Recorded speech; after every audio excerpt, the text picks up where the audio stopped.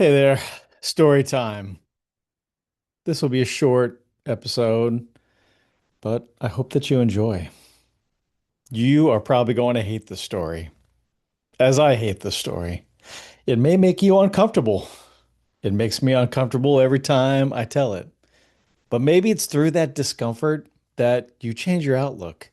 Maybe you alter your perspective a little bit. Maybe, just maybe, you choose to focus on what's really important for you in your life right now. This is the story of Kisa Gotami. It's a Buddhist story, and while I'm not a Buddhist, you don't have to be to get the lessons and messages from the story. The story about Kisa runs the span of time and has been told in many different ways, but it shares something that we all experience. The fact that things are impermanent, that change is the only constant, and that death is inevitable. So, if you're open for it, allow me to retell this story. Kisa Gotami was a young woman from the Far East before time was really measured, except for days, nights, maybe seasons. But before we captured it and threw it on our wrists, hung it up on the wall, and decided that that's how we live our lives. And in this time, for her, she had a young son, 1 year old, who fell ill. And while nothing she could do, or none of the doctors or anybody in town could do to help her son, he died. And she was grief-stricken, overcome, didn't know what to do, wanted anything to bring her boy back to life. So she carried his body through the town from door to door, asking if anybody knew, if anybody could help, if there was something that could be done to bring her boy back to life. But alas, nobody could do anything. And she didn't want her boy to be subject to just memories or stories that she would tell in the future. She wanted him here with her. She was grieving the loss of everything that he would be. Grief-stricken, she wandered around aimlessly, carrying the boy until she stumbled upon a Buddhist monk, a young monk. And she shared the story, and he couldn't do anything either, but he said, "Why don't you go to the Buddha himself? Maybe there's something that he could do." So she did. She carried the boy's body to the Buddha, and she asked the Buddha, "Is there anything that can be done? My son, who was only 1 year old, fell ill and he died. I wish that I could bring him back." And the Buddha said, "Well, there is something."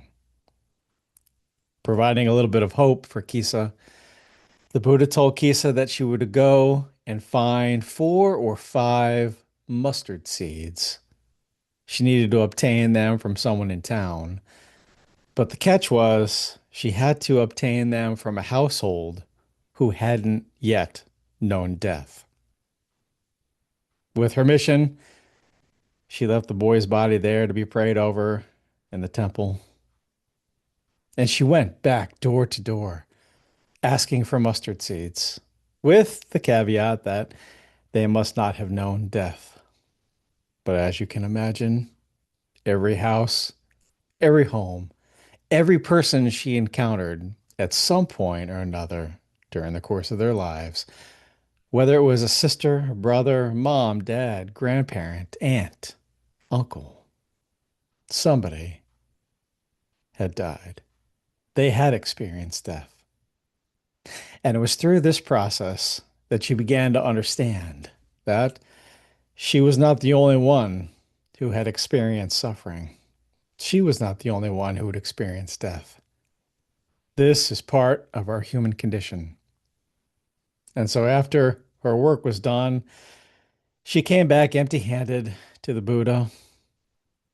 She took her boy's body and she went and buried it. She learned a valuable lesson. Well, several. One, that all of life as a human being is going to be filled with suffering. That death comes for us all. It's inevitable. For us, for all the people that we know and love. And three, that nothing lasts forever. All things must change. This is the only constant, impermanence. You see, we don't own anything, we merely borrow it for a little bit till it no longer serves a use for us, until it degrades and breaks down, or we pass it on to the next generation. Nothing lasts forever. And it's through this, as you can resonate with the story, you have known death, you have known change, you have known grief and suffering. This is part of our human experience. And so, even though I hate this story, and you probably hate it now too, it makes me feel uncomfortable. And it's through that it causes me to change how I view things. I cherish the ones that I love, the moments that I get to spend with them. It doesn't matter how much stuff I have because you can't keep it or take any of it with you. It's about experiences. It's about celebrating who we are, the things we do for others, the positive things we do for ourselves, and the gratefulness we have when we open our eyes in the morning. Problems are going to change. They're not going to last forever. And we won't last forever. So I implore you, take a moment to reflect on this story, to meditate on it, to be grateful for everything that you have. Cherish your body, cherish those around you, those you love. Do good things for yourself, do good things for others. Be kind and respectful out there. Be patient. We are more alike than we are different. Let's celebrate that fact. Be there for each other. Spread some love and positivity because we're all suffering and we always will suffer. But it's through that suffering that we learn patience, compassion, love. Anyway, this is the story of Kisa Gotami, who learned some valuable lessons that day. And I hope by me retelling it that you have learned some valuable lessons.